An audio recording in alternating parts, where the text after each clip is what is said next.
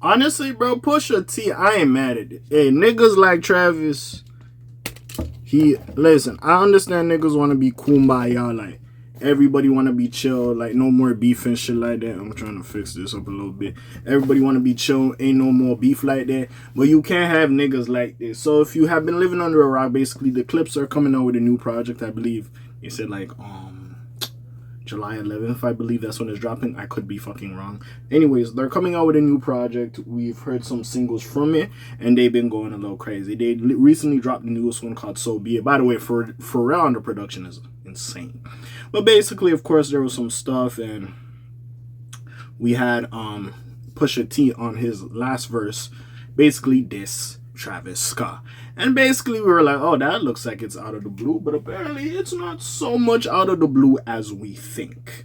So we're here to dissect it. Now I heard it before.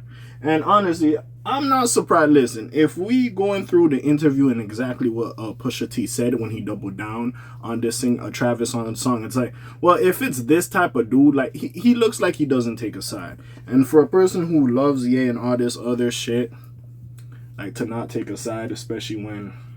See, again, and we should... Because if it was really that much of a beef, well, it depends, because it was like a Chino Paca song featuring Drake. But, yeah, then he would have took out when he was like, Travis sonado cubanas me gusta portarlas, dinero es poder. When he's like, Travis is singing or something like that. You know, I want to wear my Cuban. Something along those lines. Again, I'm not Hispanic, so, again, I don't have the proper, like, word-by-word translation. But if it was really that much static with Travis Scott, because that's who we think he's talking about when he said that line, Drake, he will take that shit out. So, but we see, especially when he was hyping up Like That or whatever the fuck have you, he kind of plays the middleman and shit like that. Again, I wouldn't be surprised if he's on a Drake project or shit, he asked for a Drake feature. Because, yeah, he didn't really send shots at Travis, so we'll see. But Pusha T's like, yeah, enough of that, like, in the middle type of shit. Like, you a whole ass nigga. Like, niggas don't fuck with you for real, so... I'm not kind of mad at it. Let's keep it up. But anyways, funny enough, it has something to do with Drake. So Travis Scott was the latest target on the new Clip single So Be It, and the Virginia rapper explained why.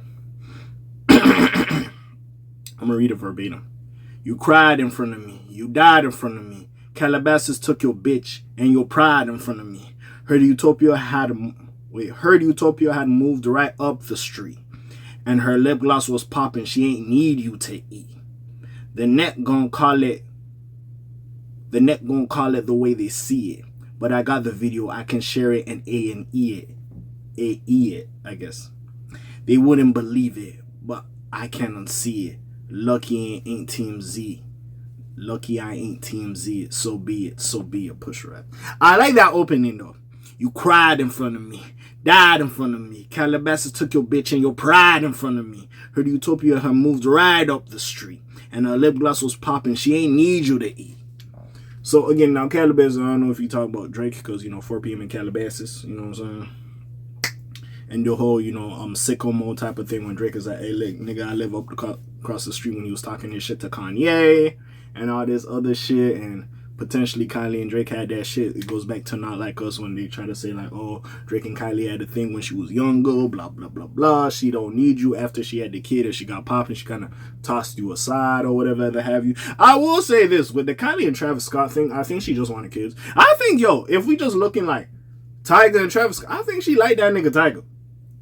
I think she really liked that nigga, like boyfriend material. What, she liked that nigga. This nigga, like, she liked him or whatever, but they had a kid, it was cool, it was what it was. Like, he paying child support, vamos. But, like, yeah, Tyga, I think she really liked that nigga. I ain't gonna cap.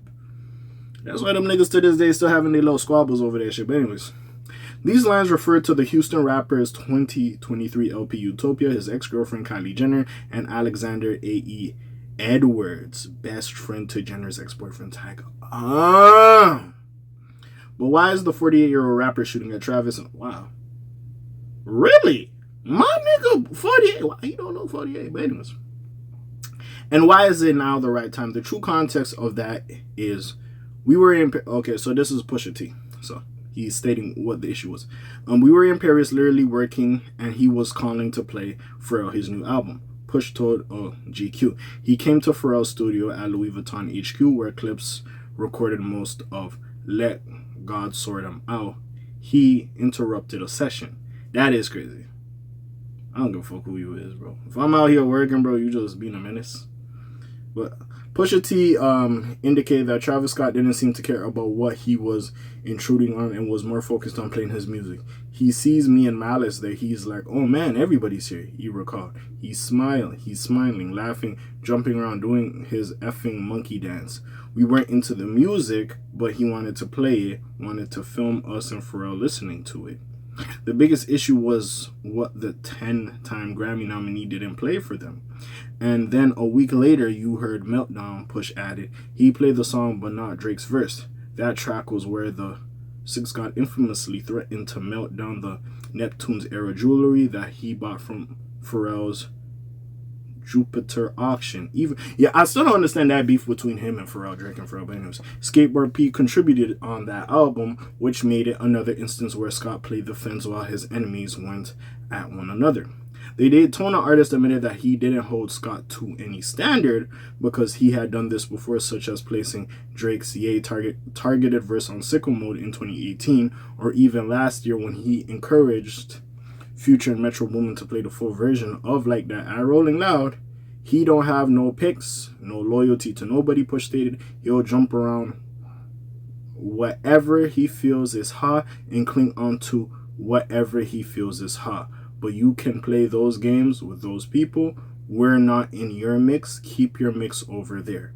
Pusha straight up called Travis Scott a whore and was especially bothered because he had initially distanced himself from Ye and Scott's crew a long time ago. It's a principle of what I'm saying, he said.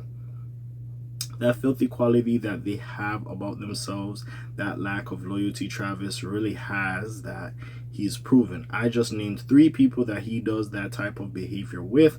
I'm just not one of them, dog. I ain't with that. This ish ain't coming out of nowhere. It will be interesting to hear who else gets Pusha's vitriol when Let God Sort Him Out finally drops on July 11th. Okay, I was right about July 11th. Anyways, with that being said, I ain't gonna lie, Big Dog Travis. I don't know what you did to Push. Now, yeah, the Drake like that shit. Yeah, he was moving like a hoe. He was moving like a groupie hoe. I ain't gonna lie. So that makes sense. Now, I don't know. So Tiger's best friend, which I didn't know who was A.E. Edwards, isn't that like the little boy that Cher dated? Whatever the fuck that nigga name is. But yeah. Anyway, so that would make more sense. But like you saying like, yeah, Kylie just basically sucked you up and put you up to pasture. Like she ain't need you no more. It was what it was, man. We could have a conversation about how Travis Scott basically treats his friends. But then we also have to have the conversation, was there loyalties towards this? Now, the only thing I agree with Pusha T is, like, Travis Scott be fucking with Ye a lot, and he always says, oh, yeah, this and that. We could all see a Kanye influence with Travis Scott, so I could see that. And if you is cool with niggas, and especially if Pharrell's working on your album, and you got this nigga Drake on the project, and he's dissing Pharrell, that is crazy. I ain't gonna lie. That is crazy. That is crazy. I ain't gonna lie. Yeah. Probably, yeah. Travis ain't got no more. That nigga say he just like to rage. Sometimes I look at Travis Scott, I feel like he has no sense in his head. I just feel like this nigga is a fucking... You remember that show, Foster's Home of Imaginary Friends? Like, this nigga is an imaginary character. He just comes, does his bullshit, and disappears into the ethos. That's what I feel like he is at times. But... hey, we'll see where this goes. We'll see if we get a response from Travis. You can't rap with Pusha. I'm sorry. Drake tried. And even though Drake ain't no slouch, as much as niggas don't want to give that nigga credit, like, he decent. You got to give him that. Because some of these niggas, I don't think they could do well. But anyways, what do y'all think about this, man? Comments down below, links in the description. Besides, that's your friendly neighborhood K.A. signing off for today. The Black TJ Day Wilder doing this thing. My name ring bells like Quasimodo. Hit like, subscribe. Be trying a little bit more to hear me. And I'm gone. Slimes and peace out, else gang. Aye.